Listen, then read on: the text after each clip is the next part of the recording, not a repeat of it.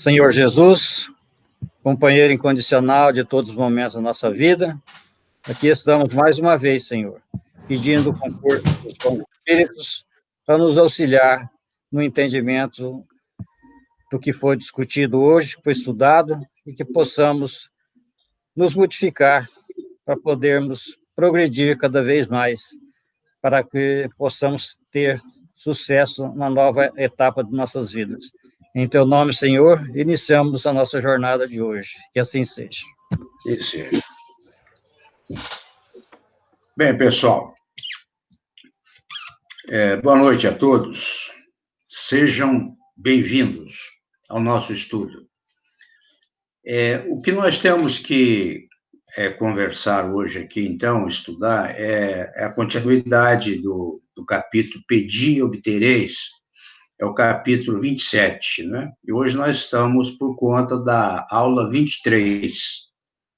Nós sabemos que nós estamos já praticamente no final desse estudo do Evangelho segundo o Espiritismo, né?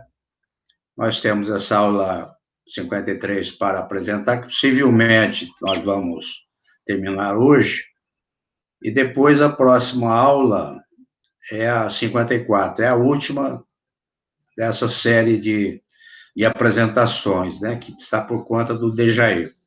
Então, terminando essa última aula aí, 54, depois nós vamos buscar a retomada do estudo, estudando o livro O Céu e o Inferno, viu?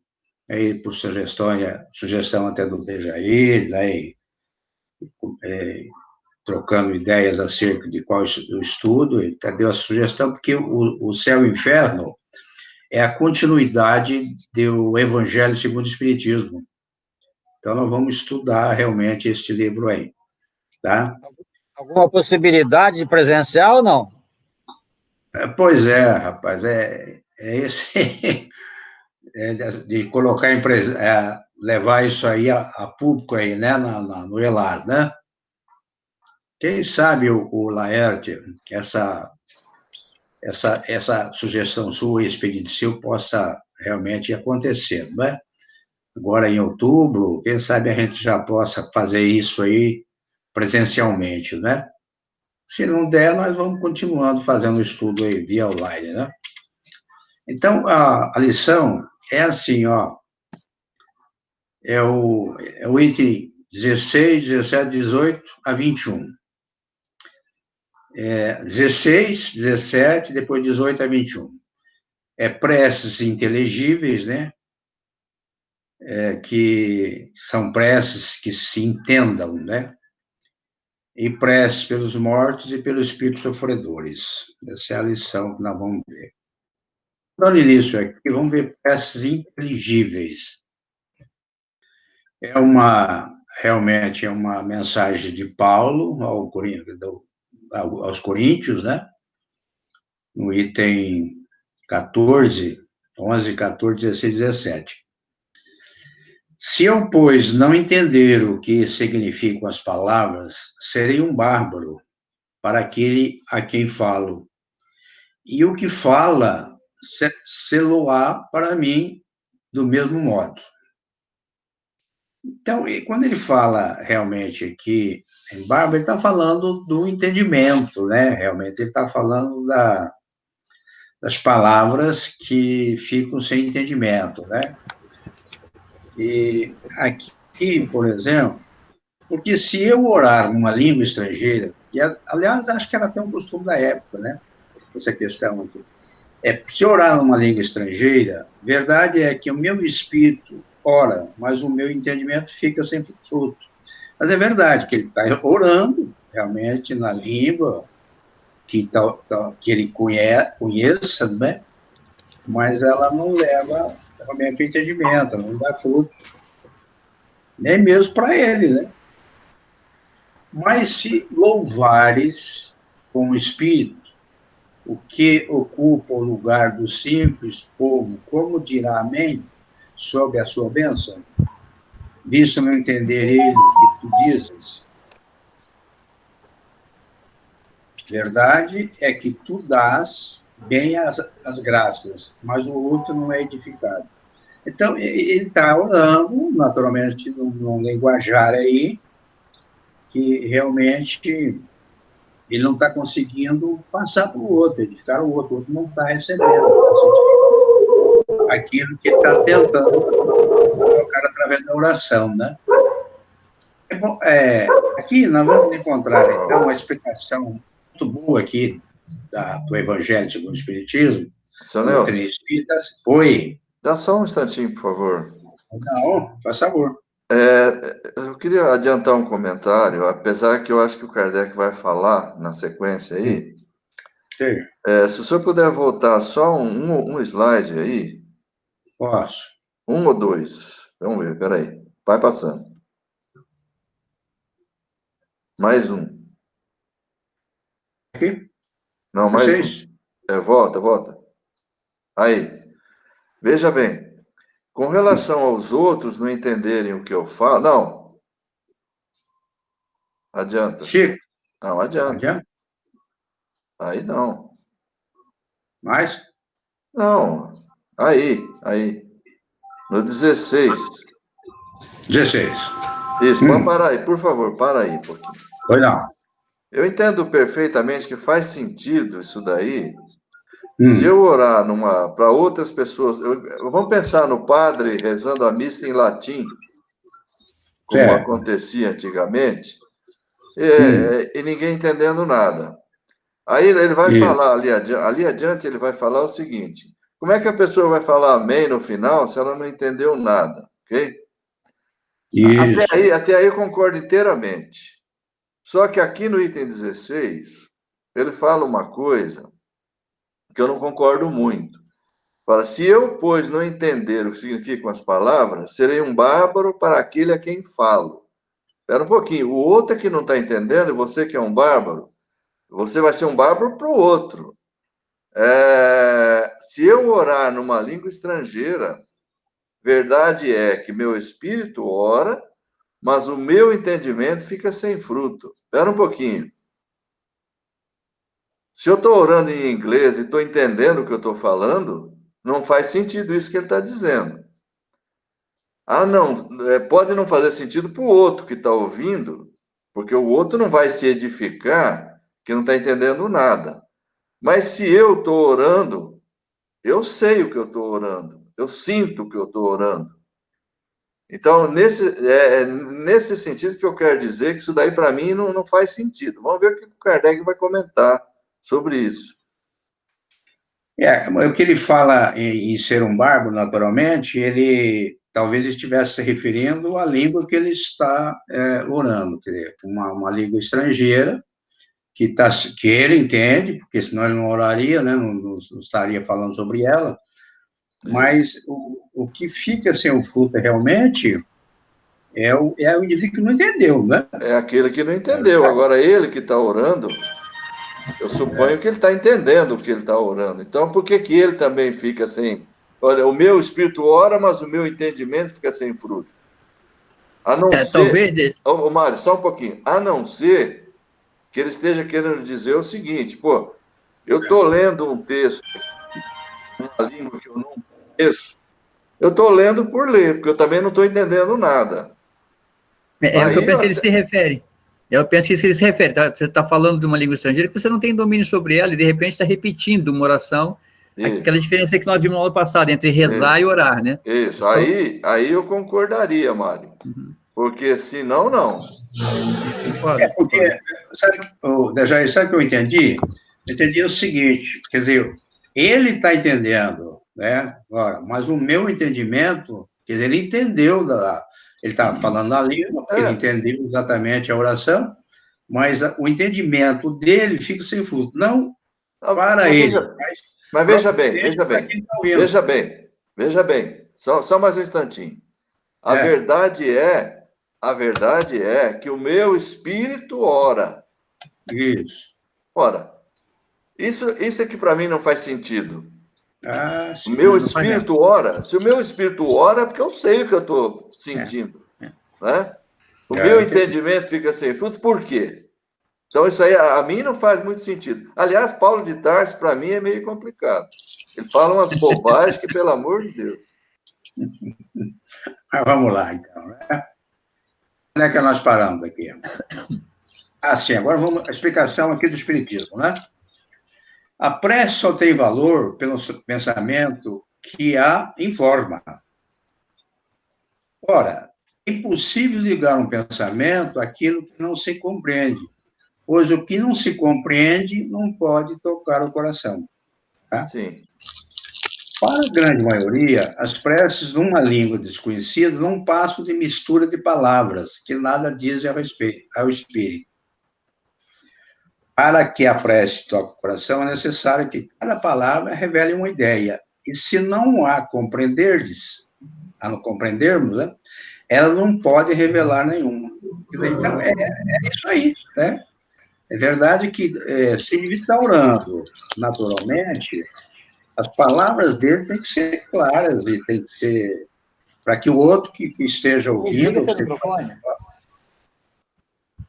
Oi? Possa entender também, quer dizer, como é que ele pode transmitir a ideia para o outro se ele não está... É o que você fez a alusão agora mesmo, né? Realmente. Meire, fecha seu microfone, Meire. Hã? Fecha seu microfone. Eu fechei. Não fechou. Eles estavam falando em latim e o indivíduo não estava se edificando. Por quê? Porque realmente não estava entendendo absolutamente as palavras ali, né? Não é isso? Então, é preciso realmente que o indivíduo compreenda aquilo que está sendo passado pela prece, né? Pela oração. Aí sim. Só uma observação, Sr. Nelson. Isso tem uma grande verdade no sentido. Não há necessidade de você, às vezes, entender a palavra. Tem situações em que, se você coloca o seu sentimento ou sentindo, e que ele seja repleto de virtudes e de intenções benéficas, você vai emitir as suas ondas de pensamento e não importa muito a fonte de onde você captou isso, né? Tem um filme muito interessante de ficção em que ficam num planeta assim, muito ruim, um humano e um outro ser de um outro planeta, agora que ele não era habitado. E eles são obrigados a ficar juntos ali, embora fossem inimigos. E fala para ele que eles têm, se ele tem um Deus. Eu tenho um Deus, sim. E você tem Deus? Como é que você chama teu Deus? Ele fala, Mickey Mouse, para sacanear o cara. A partir daquele dia, aquele ser começa a rezar todo dia para o Mickey Mouse. Entendeu? E eram orações que ele fazia de manhã para o Mickey Mouse. Mas para ele era Deus, porque o homem falou para ele que aquele era um Deus. Ele fazia com muita fé aquilo, né? Não, tudo bem. Com relação a isso aí, tudo bem, Mário, faz sentido, mas o que não faz sentido é a pessoa orar em comum. Vamos pegar o exemplo de novo do padre rezando a missa em latim e todo mundo dizer amém no final sem ter entendido nada. Aí não funciona. E não faz sentido também falar que o padre estava com o espírito dele em oração, porque tão pouco o padre talvez estivesse entendendo aquilo. Não, mas espera um pouquinho, mesmo que ele estivesse entendendo, os outros não se edificam, essa é que é a mensagem. De forma nenhuma. Ele talvez, porque ele talvez soubesse o latim, mas digamos que ele não soubesse o latim, ele decorou aquelas palavras que estavam falando. Não, aí é outra coisa. É, aí nem ele. Aí nem ele. É. Aí o aproveitamento é zero. Pois é. Porque eu vejo também, pessoal, vejo assim, olha, que essa questão da prece, que o Paulo talvez quisesse transmitir essa mensagem para que nós a entendêssemos em dois sentidos distintos. Por exemplo, para aquele que ora, né, que ele pode receber o benefício dela, obviamente, e aquele que está participando da oração. Você precisa estar fazendo essa oração em voz alta, né, que é muito comum, inclusive a igreja, né, que vivencia até hoje essa prática. Se ela está fazendo essa oração em voz alta para que todo mundo participe, ela tem que ser clara, tem que passar a ideia, né, para que o indivíduo possa edificar, como nós vemos lá.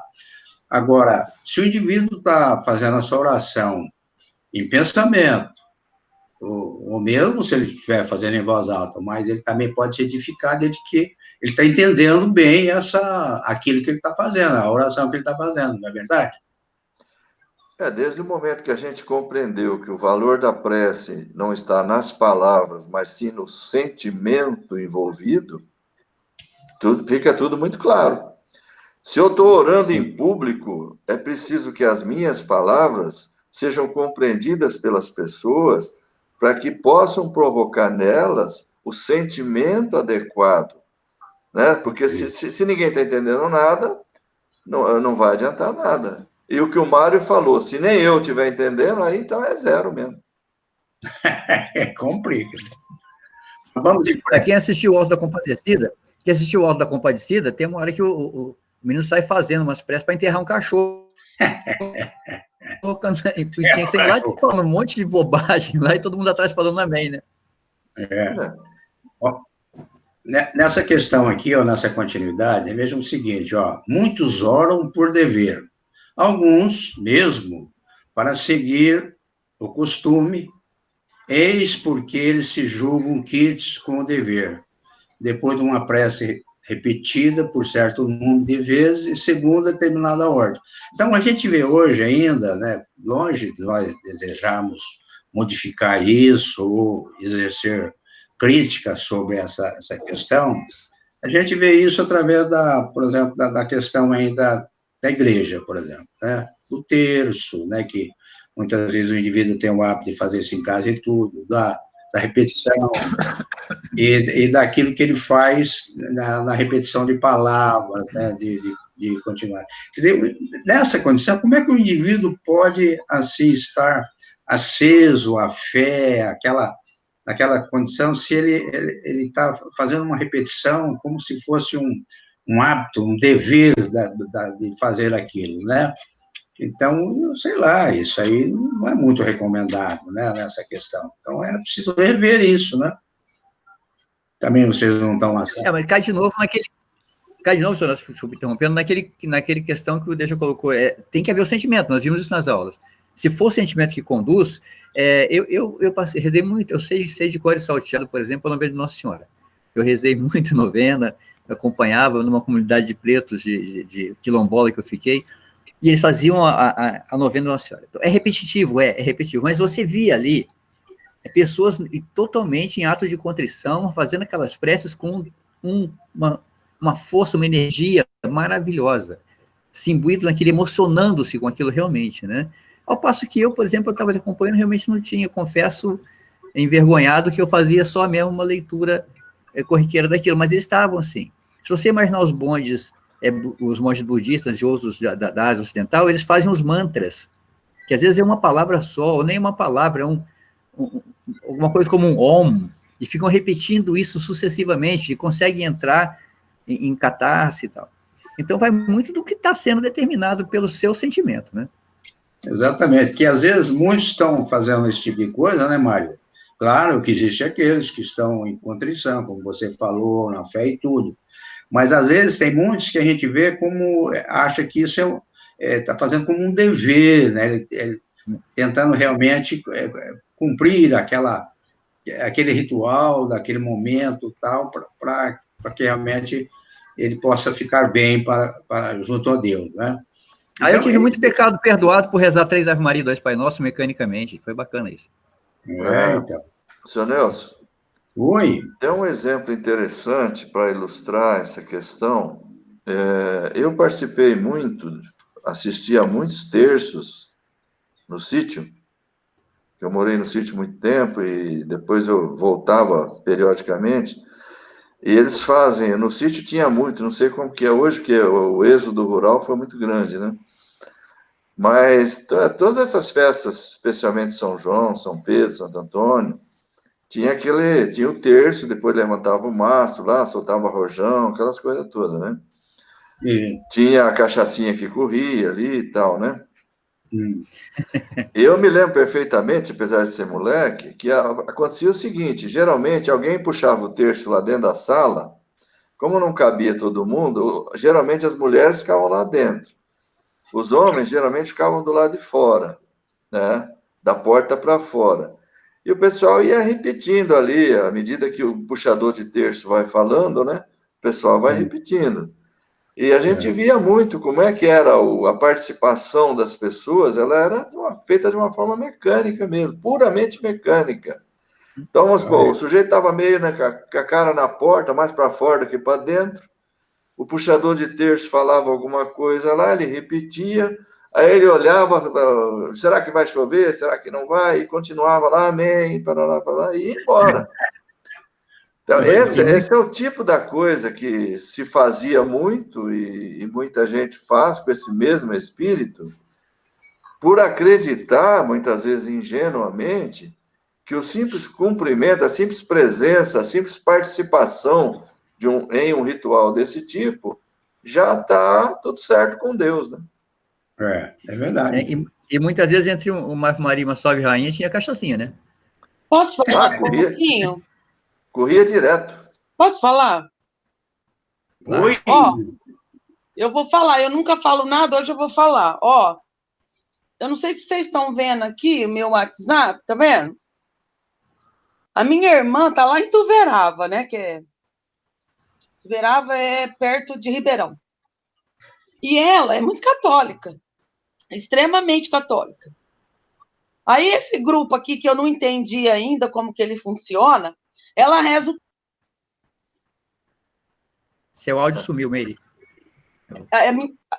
A minha irmã reza o terço todo dia às 6 horas da tarde. Aí ela abre esse grupo para que as demais fiéis aqui, que é um monte, fazer pedido e também rezar junto com ela. Vocês estão vendo aqui? Não. Aí é como vocês estão falando. Não sei se dá para ver aí, ó. Só o telefone, eu estou vendo. Não dá por causa do reflexo. Né? Mas a gente entendeu. Então, mas só repetindo aí o que o Deja estava falando de terço, né? Tudo que o Deja falou, ela faz aqui, a minha irmã.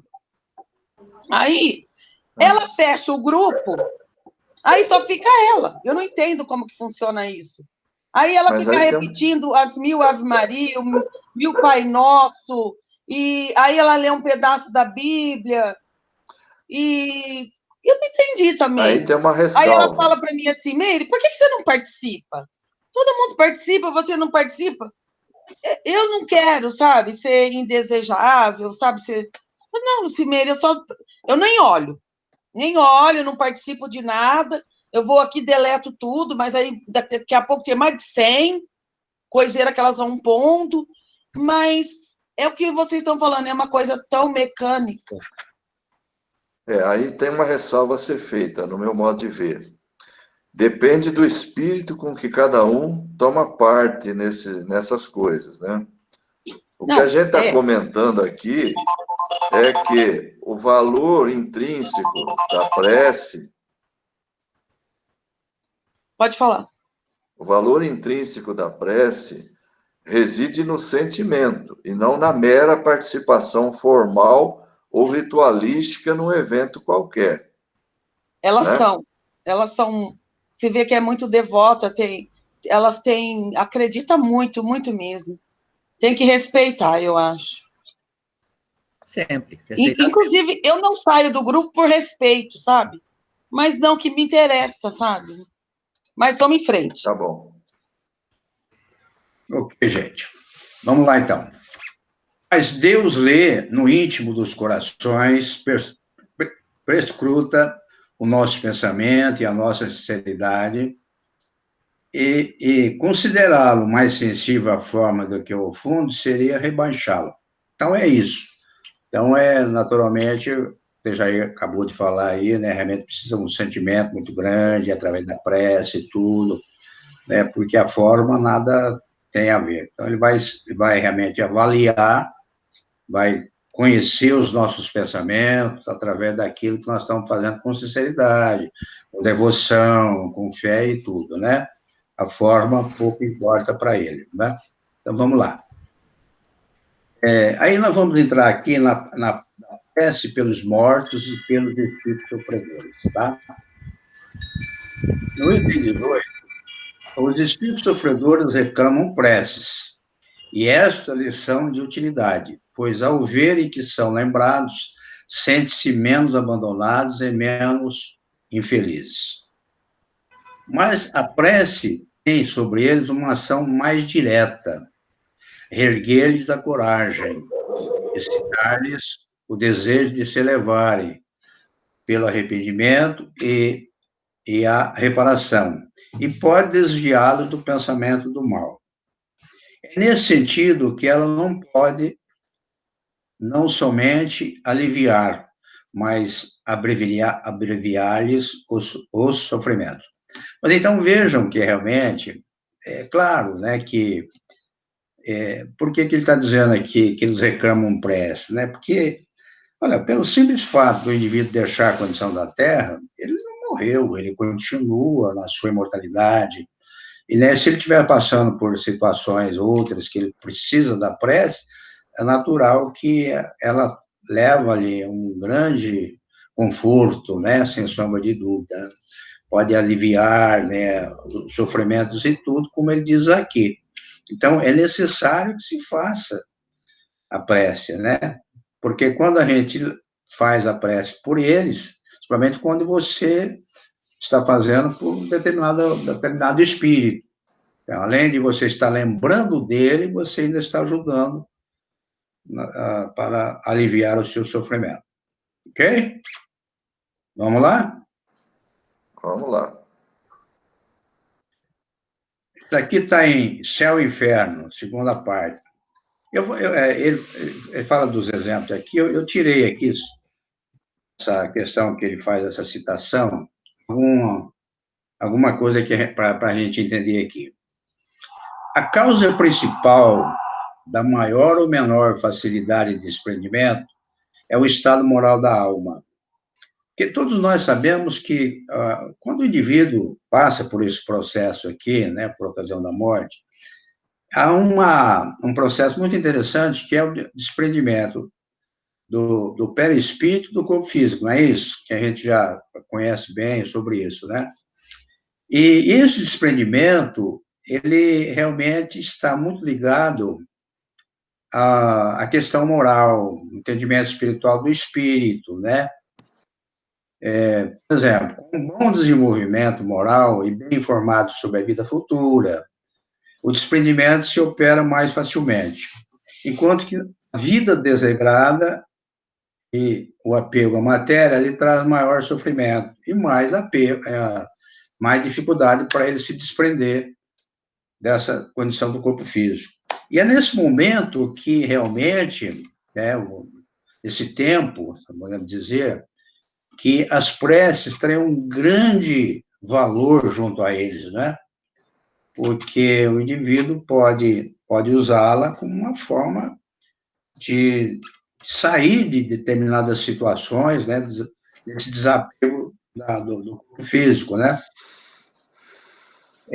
Se no momento em que se extingue a vida orgânica, o desprendimento do perispírito fosse completo, a alma nada sentiria absolutamente. É isso que, nesse livro, o Sérgio Ferro está se referindo aqui, nesse item que nós já vimos atrás aqui, né? Nesse item aqui, ó.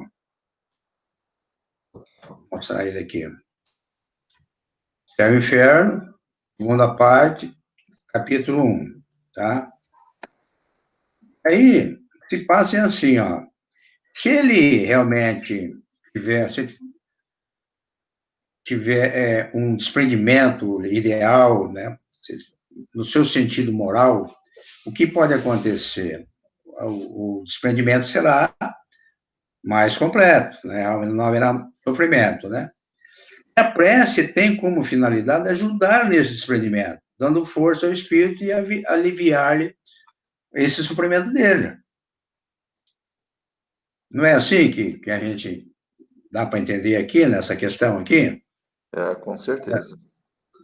Porque a gente sabe que a dificuldade é muito... Não sei, nós já passamos por isso muitas vezes, mas a gente não lembra disso, né? Uhum. Se a gente lembrasse aí, a gente poderia sentir isso na pele, né? Hoje, não é? Mas já passamos, devido a guardando, talvez possamos ter guardado isso aí em intuição, né? Mas vamos lá? Então, tudo depende realmente dessa questão, desprendimento, da matéria do conhecimento do indivíduo, acerca da vida futura, aquilo que ele fez aqui na Terra, no bem e tudo. No item 19, a gente vai ver assim, ó, algumas pessoas não admitem a prece pelos mortos porque acreditam que a alma só tem uma alternativa: ser salva ou condenada às penas eternas. Então, isso também é um programa da igreja, né? No outro caso, portanto, a prece seria inútil. Sem discutir o valor dessa crença, admitamos por um instante a realidade das penas eternas e irremissíveis, e que as nossas preces sejam impotentes para interrompê-las. Perguntamos se, mesmo com essa hipótese, é lógico e caridoso e cristão recusar a prece pelos réprobos. Réprobo, só a gente lembrar aqui, é um indivíduo que foi excluído da sociedade, relegado ao sofrimento. Para a igreja, é um indivíduo que não tem perdão. Ele foi relegado às penas eternas, né? É aquele que demonstra perversidade ou malvadeza.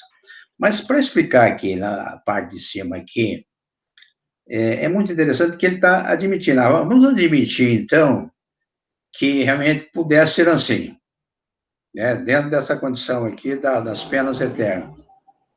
Mesmo assim, a gente não poderia ser caridoso para com esse indivíduo, fazer prece por eles, mesmo, porque, veja, quando ele fala dos réprobos aqui, então, o seu indivíduo foi excluído, será que esse indivíduo não merece nenhum tipo de prece? Porque nada vai tocá-lo, nada. Isso seria um motivo para pensar, né? Não é isso? Considerações, gente? Não, é isso aí mesmo. Senhor Nelson, o senhor citou aí o livro O Céu e o Inferno, né? E não só lá, mas também na Revista Espírita, Kardec inseriu uma série de exemplos, né? É muito comum a gente ver nesses exemplos apresentados que os espíritos sofredores pedem preces, porque as preces fazem muito bem para eles, né? Então, Kardec explica aí muito bem essa questão do mecanismo que funciona nesse caso, né? Interessante, né? Mais alguém? Como água da fonte, um refrigério. Esse é o termo. Sim. Tá bom. Vamos lá, então, Nelson. Ó, essas preces, por mais importantes que sejam para libertá-los, não serão para eles uma prova de piedade que poderá lhes minorar os sofrimentos? Na Terra, quando um homem é condenado à prisão perpétua, mesmo que não haja nenhuma esperança de obter-se a graça para ele, é proibido a uma pessoa caridosa auxiliá-lo a carregar o peso dos grilhões? Quando alguém está atacado de mal incurável, não havendo, portanto, nenhuma esperança de cura, deve-se abandoná-lo sem nenhum alívio? Olha aí, então é interessante, né? O indivíduo que acha que realmente a situação do indivíduo que está lá, numa pena eterna, aquela é irremediável, né? Aliás, não tem como realmente salvar um indivíduo com a prece, nem envolve isso. Então, a gente poderia pensar dessa forma aqui, né? Quer dizer não poderia minorar o sofrimento daquele que está passando por um processo incrível de sofrimento aqui na Terra. Se ele, por exemplo, ele tiver relegado ou condenado à prisão perpétua, por exemplo, será que a gente não poderia orar para esse indivíduo? Ele está aqui na Terra, não está aí. A gente não poderia orar pelo espírito dele, é o que comumente nós fazemos, né? Orar pelos outros, para aqueles que estão sofrendo. E obter-se a graça para ele, quem sabe? Porque todas as vezes que nós oramos, na verdade é o seguinte, nós invocamos alguém que vai nos ajudar nessa questão. Os espíritos amigos estão presentes, ajudando, né? Quem sabe eles não se façam presente ali, né, através da nossa oração, trazendo um pouco de energia salutar para aquela pessoa que está recebendo a prece ali, né? Aí, Sandro, tem uma questão que me veio aqui, do valor da oração que a gente faz pelos espíritos desencarnados ou pelos mortos, né? Porque quem precisa, o espírito que desencarnou, que precisa realmente da nossa prece, é uma pessoa que não foi muito legal aqui não, né? Mas que teve problemas sérios. E via de regra, a gente não costuma rezar para quem foi ruim, né? Morreu foi tarde esse Lazarino, tomara que arda no fogo do inferno e tal. De maneira geral, quer dizer, é fazer prece para quem a gente não gosta. É orar para um espírito que a gente não considera, né, com a pessoa boa. Então, quer dizer, isso só prova o valor da oração de uma maneira muito mais comovente, porque você tem que se esforçar para superar até, às vezes, essa questão ruim que você tem em relação a essa pessoa, para poder orar por ela. Lembra que a gente falou na outra, se você tem que primeiro se refazer com o seu inimigo, para depois fazer uma oração, senão não vai ter validade. Né? E fazer oração para uma alma que está precisando de oração é orar para quem a gente não gosta, de via de regra. É verdade. Além dessa outra questão que ele fala aqui, né, por exemplo, se o indivíduo está passando por um mal incurável, uma doença incurável, né, e realmente você fala, não, esse indivíduo não tem cura, então a gente não vai orar para ele, não vai fazer nada por ele, deixá-lo relegado a uma situação. Claro que não, né? Claro que nós vamos continuar orando para esse indivíduo mesmo, que é aí que ele precisa da oração, sem sombra de dúvida, né? Vamos em frente? Só um adendozinho, seu Nelson. Sim. Ele fez, no meu modo de ver, o Kardec fez aí uma comparação, né? Porque no caso da concepção, digamos aí, concepção religiosa tradicional cristã, seria mais a católica e a protestante, né? Que considera a questão é inútil orar pelos mortos por uma razão muito simples. O destino dele está definitivamente traçado, né? Ou ele foi para o céu, ou ele foi para o inferno. Em qualquer das hipóteses, não vai adiantar nada orar por ele. Então, o Kardec traça aí, a meu ver, uma comparação. Mesmo que fosse assim, admitindo exatamente essa possibilidade. Por comparação, se você tem um sujeito aqui na Terra condenado à prisão perpétua, você não vai conseguir fazer nada por ele. Mas não é proibido você ajudar a carregar os grilhões, como ele falou aí. Não é proibido, sei lá, dar um copo d'água para ele. E por quê? Porque você vai levar para ele uma espécie de um alívio, uma espécie de uma ajuda, vamos dizer assim, né? Ele aplica esse raciocínio por comparação para demonstrar que é importante e funciona a questão de orar pelos mortos, porque muita gente vai dizer, e o católico diz, o protestante também, que não se deve orar pelos mortos, primeiro porque... Esse é o resultado que encontrei na web. Parpiteiro. Primeiro porque eles dizem o seguinte, não está prescrita nos evangelhos. Que é uma coisa estranha, mas dizem isso, né? Não vamos orar porque não está prescrito nos evangelhos. E a outra hipótese é essa, a sorte está definitivamente traçada. Então, para que orar? Não tem finalidade, não tem utilidade nenhuma. Então, ele faz essa comparação. Mesmo que fosse assim, mesmo admitindo a hipótese do indivíduo estar no inferno, condenado perpetuamente, você não vai conseguir, com a sua oração, dobrar a justiça de Deus, você não vai conseguir tirá-lo de lá, não vai fazer nada. Mas essa oração vai atingi-lo e vai significar para ele, ainda que ele esteja no inferno, queimando, como diriam lá os nossos amigos da novela antiga da Globo, lá no mármore do inferno, vai levar para ele um alívio. E a doutrina espírita está repleta de exemplos, como a gente mencionou antes, repleta de exemplos em que o próprio espírito sofredor, muito embora a prece não vá mudar os desígnios divinos a respeito dele, mas vai levar a ele um alento, uma esperança, uma força, e também, em muitas situações, provocar na pessoa um desejo de mudança, porque na concepção espírita existe a possibilidade da recuperação, né? Então, a prece poderá despertar nele um desejo de mudança, um esforço, uma iniciativa nesse sentido, de forma que ele dê início a um processo de transformação, que pode começar pelo arrependimento. Sem dúvida alguma. Eu vejo até essa questão aí, às vezes, essas crenças, né, acomodarem essa questão da alma, assim, jogá-la, por exemplo, para um céu ou para o inferno, talvez porque ela tem que defender a imortalidade dela, né? Porque se ela poderia ter até outro pensamento, né, de não acreditar na imortalidade. Então, esse indivíduo morreria e seria banido para sempre do mundo, né?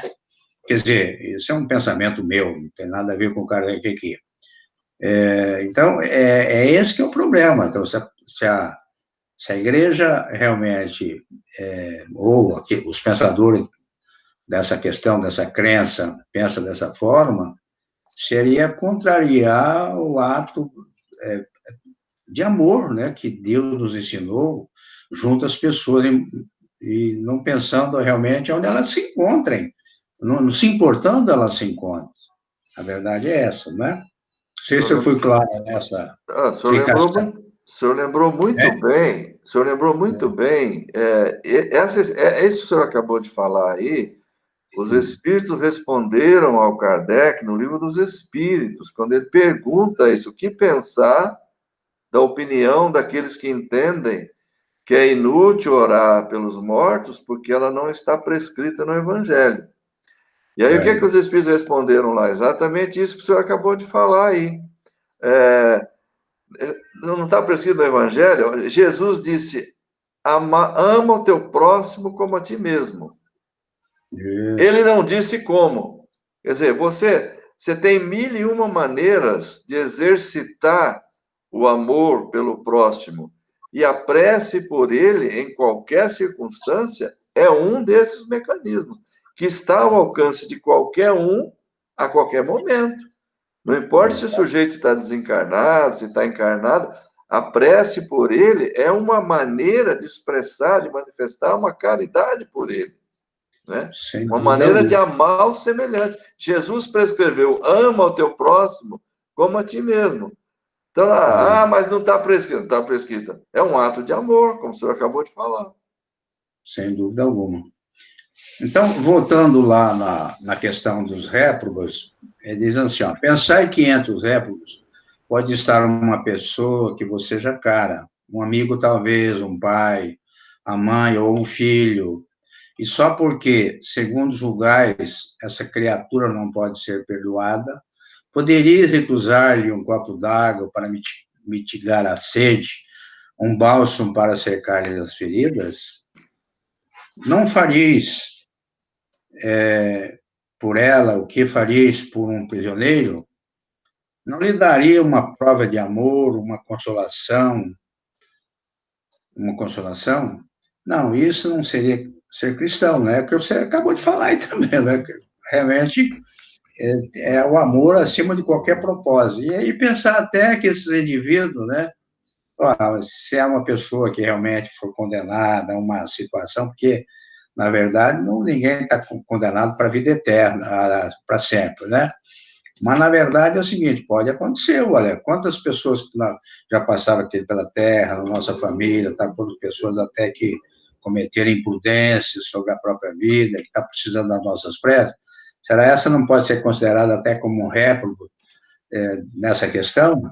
Então, é isso. Então, nós não podemos fazer nada por ele? Claro que podemos, sem sombra de dúvida. Vamos em frente. Na verdade, assim, É que não é que não existe nas escrituras uma orientação para que não se faça esse tipo de prece. O que há uma interpretação, e aí eu não quero usar a palavra equivocada, porque sei lá, o futuro que pode vir nos provar o contrário, mas ilógica. Nem é questão de interpretação, de equívoco de interpretação, é de análise lógica, de passar pelo seu crivo da razão, pela sensibilidade da razão. Não há como você não entender que uma prece possa fazer mal. De forma nenhuma, em nenhuma situação, uma oração, por quem quer que seja, com qualquer motivo que seja, possa exercer algum mal. Ora, exatamente. Se não pode exercer mal nenhum, pode ser que venha fazer o bem. Então, por uma questão até de lógica, de raciocínio, e agora é claro que a gente tem citações de passagens no Velho e no Novo Testamento, nessa questão, que a interpretação, numa visão espírita, é exatamente o contrário do que a gente percebe em outras interpretações de outras religiões. Sem dúvida alguma, senhor Mário. Então, vamos continuar lá. Uma crença que endurece o coração não pode conciliar-se com a crença num Deus que coloca como o primeiro de todos os deveres o amor do próximo. Falamos sobre isso, né? Daí já falou também. Negar a eternidade das penas não implica negar uma penalidade temporária, mesmo porque, na sua justiça, Deus não pode confundir o mal com o bem. Nesse caso, negar a eficácia da prece seria negar a eficácia da consolação, dos estímulos e dos bons conselhos. E isso equivaleria a negar a força que aurimos da existência moral do que nos amam. Deu para entender isso aqui? Sim. Olha, claro, né? Que mesmo porque o amor está acima de qualquer propósito, como nós já vimos ali, né? Ora, se o indivíduo está recebendo essa força porque você está emitindo uma prece a favor dele, está lembrando dele, está, né, orando por ele, quer dizer, ele está recebendo essa assistência, está se reforçando, está realmente sendo abençoado por isso, né? E ele faz essa consideração, e as pessoas que nós amamos também não estão passando essa questão para nós, nos enaltecendo, nos dando força para que a gente, né, continue com todo esse processo. É isso mesmo, não? É isso, ele está comparando essa força moral que a gente recebe daqueles que nos amam, de uma forma ou de outra, da forma como ela possa ser expressa, né? A gente recebe isso. Então, ele está comparando isso com a prece que se faça pelo outro, podendo estar desencarnado ou não. Agora, eu acho interessante ressaltar aqui, senhor Nelson, com a sua permissão, que o Kardec faz questão de colocar, é importante que isso fique claro. O fato de você negar a eternidade das penas não quer dizer que não tem pena nenhuma. Uhum. Né? Porque, às vezes, as pessoas confundem isso. Em algumas argumentações que a gente tem visto aí, de adversários do pensamento espírita, muitas vezes se nota essa tendência de falar, não, mas aí pode tudo, não tem problema nenhum. Só porque não vai para o inferno não significa que não vai sofrer, que não vai ter que responder pelo mal que fez. Só que essa situação é apresentada de uma forma racional que leva a pessoa, de fato, a compreender e aceitar. Isso faz a pessoa pensar melhor, como vai argumentar o Kardec na própria questão 195 do Livro dos Espíritos, lá no capítulo da pluralidade das existências, capítulo 4, da segunda parte, ele vai argumentar, porque ele faz essa pergunta lá. Esse pensamento de que você pode sempre se corrigir, numa próxima encarnação você fazer o que não fez nessa, não induziria a pessoa à acomodação, pensando que ela sempre poderá se corrigir, se melhorar numa oportunidade posterior, né? E a informação que a gente tem lá é exatamente essa. Espera aí. A crença, a ideia da pena eterna, a ideia da vida única com condenação eterna, não freia mais as pessoas. Porque as pessoas simplesmente não acreditam nisso. As pessoas fingem que acreditam nisso. Então, isso não provoca a melhora de ninguém. E a partir do momento que a razão dela recusa a ideia da pena eterna e não vê uma coisa mais racional, o freio é muito menor ainda. O Espiritismo coloca as coisas de uma forma racional, fazendo a pessoa entender que não tem pena eterna, mas ninguém está isento de responder pelo mal que faça. E as reencarnações estão aí para demonstrar isso.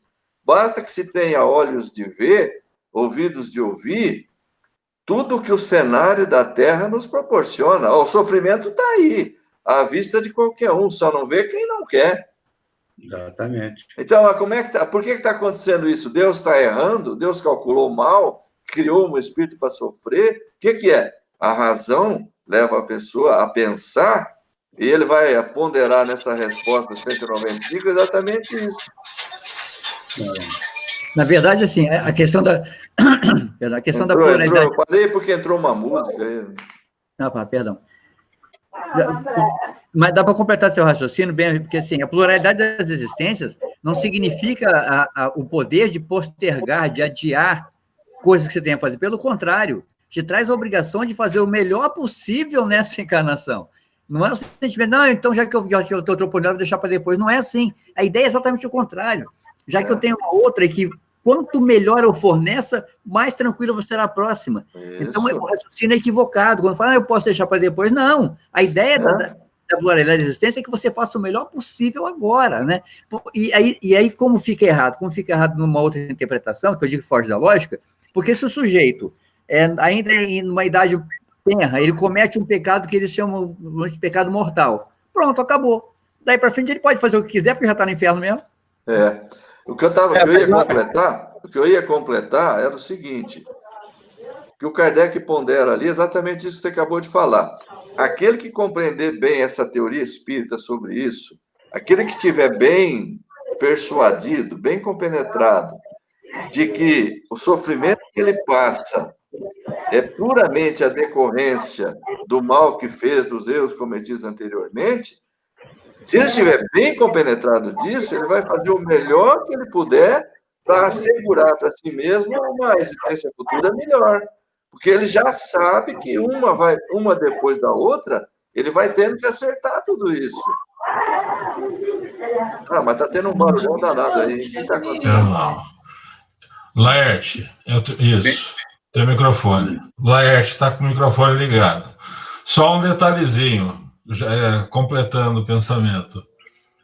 O espírita, ele tem esse conhecimento, com um detalhe. Ele também tem o conhecimento que, na próxima e nas próximas existências, nós não sabemos se vamos ter as mesmas oportunidades que estamos tendo agora. Por isso é que a gente tem que aproveitar o melhor possível. E não postergar. Tem mais essa também. Muito bem, pessoal. Muito bem considerado, viu? Vamos mais um pouquinho? No item 20, outros se fundam numa razão mais especiosa. A imortalidade dos desígnios divinos. Deus, dizem eles, não pode modificar as suas decisões a pedido das criaturas, pois, caso contrário, nada seria estável no mundo. O homem nada tem, portanto, pedir a Deus, cabendo-lhe apenas submeter-se e adorá-lo. Eu tenho um indivíduo aqui na Terra, que eu não vou citar o nome dele, na nossa atual encarnação, que certa feita defendeu esses princípios. Ele acha que a gente não tem que orar, não, tem que pedir nada a Deus, porque ele já sabe, já conhece o nosso problema, e nós temos que submeter-se àquilo que é de nós, né? Ou que é aquilo que nós precisamos passar de acordo com aquilo que ele vê, né? Mas é um erro, né? Dizer assim que a gente não pode modificar as decisões. Para que servem as reencarnações, né? Como a gente já viu, para que servem as reencarnações? Exatamente para isso. Para que serve o nosso crescimento moral, a nossa mudança, nossa mudança de comportamento, para exatamente modificar muitas coisas, amenizar os nossos problemas aqui na Terra, as nossas expiações, as nossas dores, o nosso sofrimento. É isso. Então, aqui é como se nós tivéssemos que ver aqui, por exemplo, o indivíduo veio para passar por determinada situação e ele não tem como mudar isso. E não é assim. A lei de Deus é de amor, ela é complacente. Então, não pode se pensar assim. Então, à medida do possível, a gente tem que fazer prece, entrar em sintonia com Deus, para Ele nos ajudar nesse processo de crescimento espiritual e moral, não é? É isso, gente? Sim. Até porque a prece não tem um sentido de pedir a Deus para mudar, né? Nunca. Nós vimos isso nesse capítulo, exatamente isso. Não, você não vai pedir a Deus, ó, livra minha cara, como eu disse. Não é isso. É que você compreenda como você tem que passar por isso, como eu disse desde agora, e como o senhor Nelson colocou bem, as oportunidades que estão aparecendo, que eu saiba aproveitá-las, que eu saiba desfrutar disso, que eu saiba passar por essas agulhas de uma maneira muito mais sensível. Não que ela seja modificada, porque isso, claro, não pode. Mas, assim, eu imagino o sujeito que, por exemplo, está preso e ele cometeu um assassinato. Você tem dois caras que são assassinos. Um está completamente arrependido do que fez. Então, a passagem dele por essa punição vai ser muito mais tranquila do cara que está nem aí, se sair dele vai matar outro, entendeu? Então, é exatamente punição você vai ter.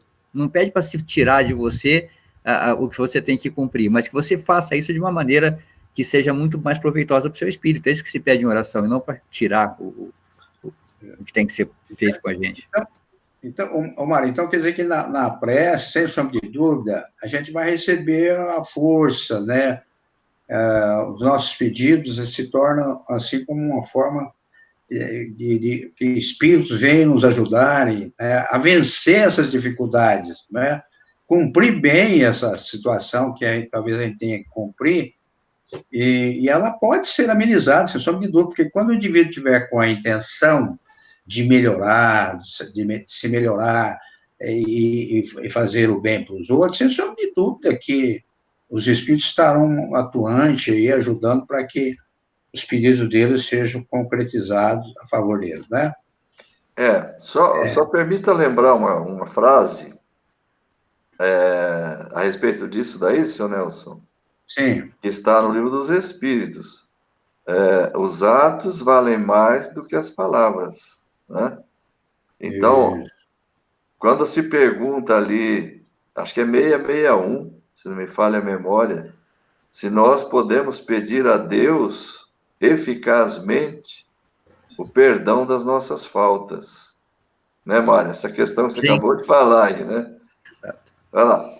Deus sabe discernir o bem e o mal. Você não vai dobrá-lo com medos de palavras. Tem pessoa que acha que pode negociar com Deus, tem pessoas que se consideram hábeis negociadores, né?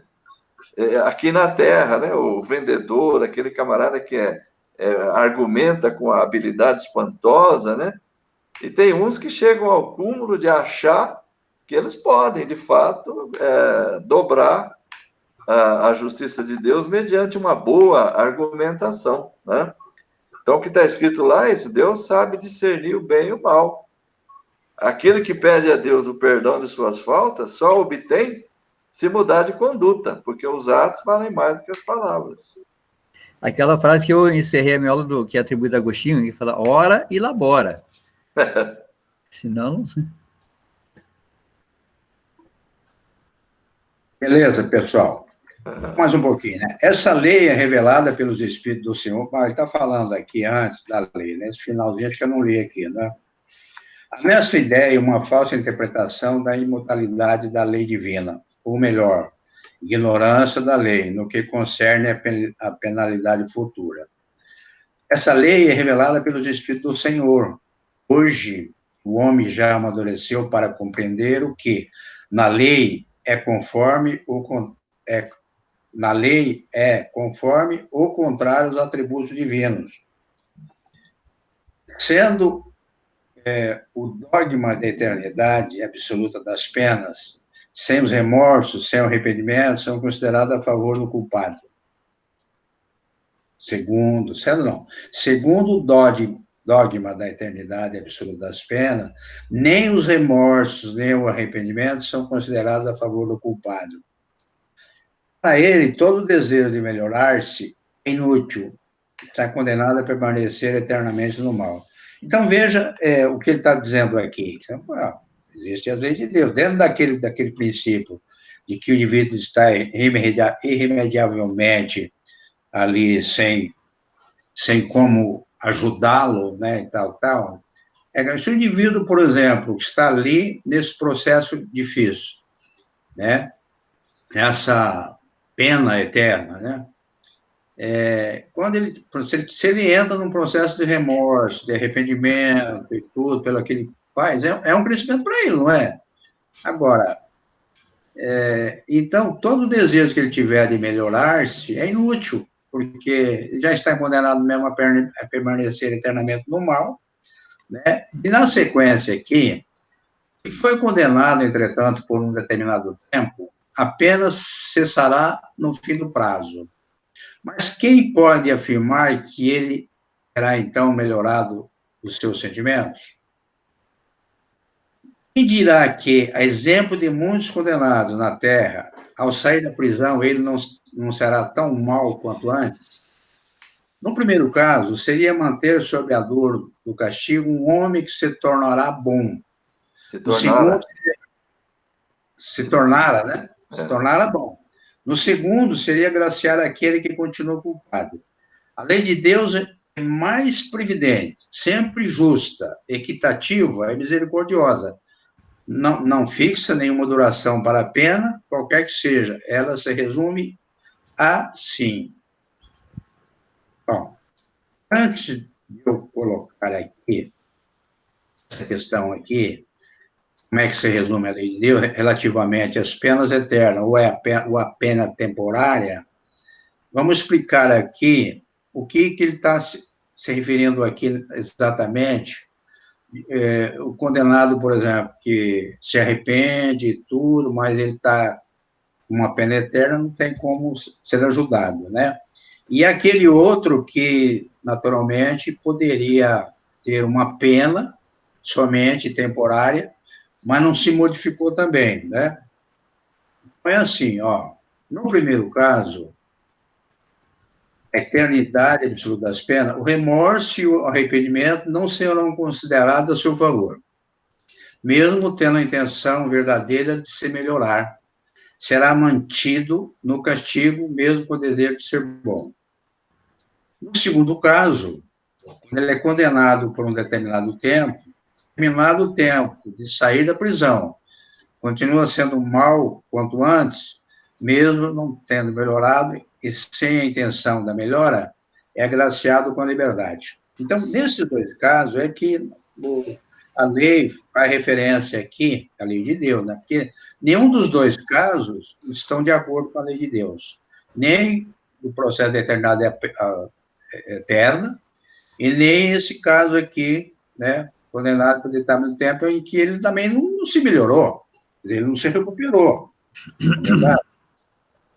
Então, é assim, a lei de Deus é mais providente, sempre justa, equitativa e misericordiosa, não fixa nenhuma duração para a pena, qualquer que seja, ela se resume assim: o homem sofre sempre as consequências das suas faltas.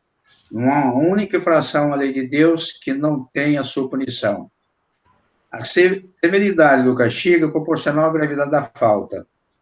A duração do castigo a qualquer falta é indeterminada, pois fica subordinado ao arrependimento do culpado e ao seu retorno ao bem.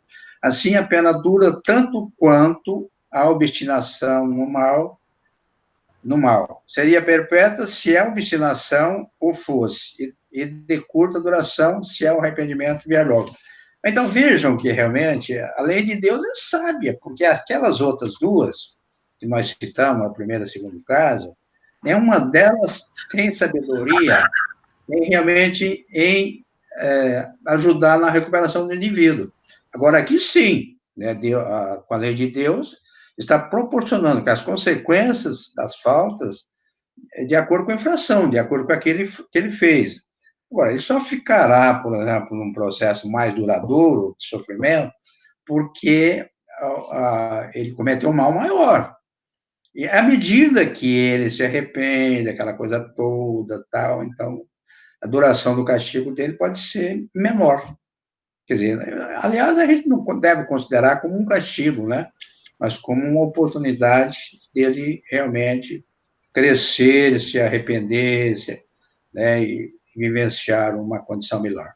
E você vê, tem uma contradição que se você pega essas leis do eterno castigo, ou do castigo temporário, a própria Igreja Católica está recheada de exemplos de homens e mulheres que eram da pá virada, que eram completamente ao contra de Deus e que se convertem e tornam-se pessoas santas. Quer dizer, então isso vem a provar que realmente não faz nenhum sentido você determinar uma eternidade de uma punição. A Igreja tem esses exemplos, você vai achar, pega a vida dos santos católicos, você vai ver lá que metade deles era da pá virada mesmo, de repente se converte e vira santo. Então, Mário, mas você veja o absurdo da coisa, né? Isso daí funciona, tem eficácia, se essa mudança, se esse arrependimento ocorrer em vida. É complicado isso, né? Fica muito complicado, porque e os natimortos? Pois é. E as pessoas que morrem quando crianças? Então, não faz nenhum sentido, né? Aquele que viveu mais tempo, ele acaba tendo uma oportunidade, ele se modifica e acaba indo para o céu, digamos assim, né? Se por azar ele não viveu o tempo suficiente, ele ainda morrer enquanto ele ainda está no mal, ele vai se dar mal, né? E aí, para falar de injustiça, onde está a justiça divina nessa situação? Não faz sentido, é um raciocínio muito infantil esse. Pois é. Mas a gente pode considerar também, Dejair, essa condição dele no seu estado espiritual, né? Estado de erraticidade, porque, na verdade... Na concepção espírita, sim, nós estamos falando na outra, né? Da outra. Bom, aí não tem como. Aí não tem como, porque aí a situação dele já está não tem como, né? Porque ou ele praticou bem ou praticou mal, na verdade. O que a gente está dizendo, senhor Nelson, é o seguinte, que dentro da visão católica, protestante, o arrependimento só tem eficácia se ocorrer em vida. Em vida, é verdade. Ocorrer em vida. Aí o sujeito pode até virar santo. É verdade, bem observado.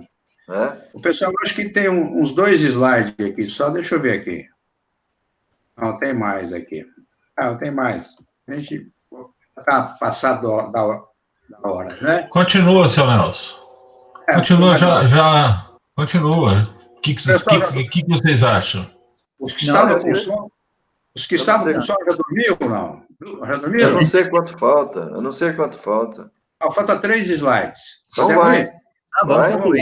Vamos concluir. Bom, então vocês viram que a lei de Deus aqui é sábia, a lei de Deus é de amor, então ela é de justiça, porque olha aqui, o que ela faz aqui, né, realmente dando uma oportunidade para o indivíduo, se ele se arrependeu, ela logo está com os braços abertos para receber, para ajudá-lo, para que ele chegue naquilo que é necessário. Agora, desde que o culpado clame por misericórdia, Deus o ouve e lhe concede a esperança. Mas o simples remorso não basta, é necessário a reparação da falta.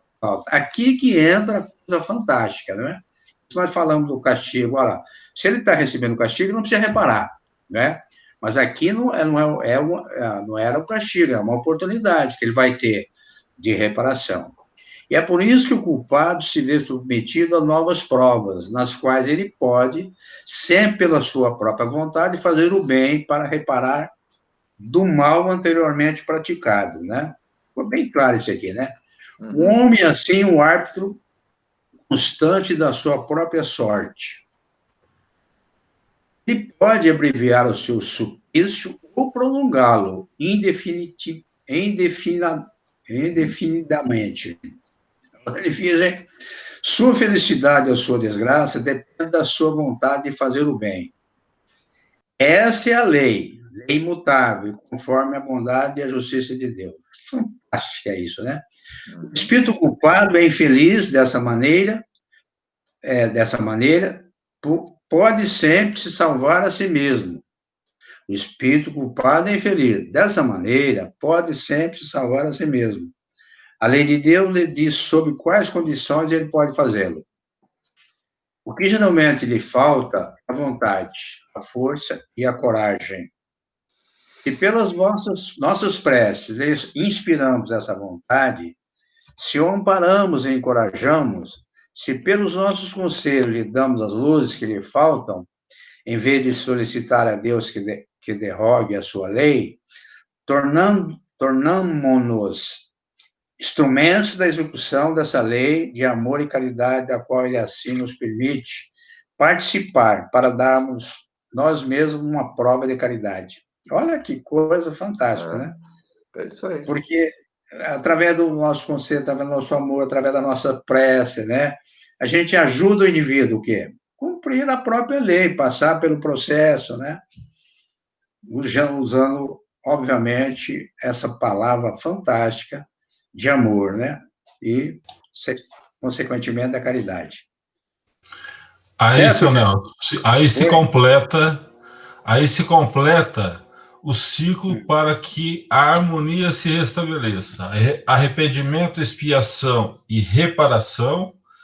E aí é onde está a citação evangélica que o pessoal, que as outras doutrinas religiosas contestam que não existe, que é através da prática do amor na prática da caridade, em benefício do pensamento envolvido,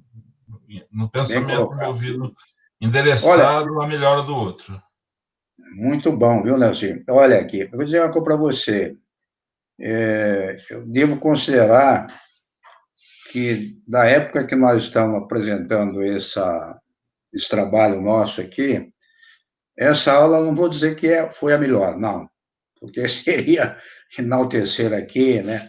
Mas a participação de todos nós foi muito boa, e é isso que nós devemos fazer nas outras aulas, se a fizermos através dessa via, né, online, que participemos como nós participamos hoje, porque essa é a intenção, de que realmente os nossos estudos possam trazer frutos, porque não adianta, às vezes, a gente participar aqui e não colocar aquilo que nós desejamos, ou fazer as perguntas que nós precisamos, e é isso, foi muito interessante. Muito obrigado pela presença de todos, viu? Embora tenhamos passado alguns minutos, mas fica por conta da outra aula aqui, o término desse livro, o Evangelho segundo o Espiritismo. Quem desejar fazer a prece de encerramento, nós agradecemos. Posso fazer? Sim. Deus, nosso Pai, de amor e bondade, estamos nesse momento, Senhor, encerrando este nosso encontro da noite de hoje, felizes com essa oportunidade que tivemos, gratos, mais uma vez, por esta bênção, pelo aprendizado que nos foi possível alcançar nessa ocasião, e rogando ainda, uma vez mais, em prol de todos nós, e de modo muito especial, rogamos em benefício de todos os nossos irmãos desencarnados, que na noite de hoje estariam sendo recepcionados e atendidos nas nossas sessões mediúnicas.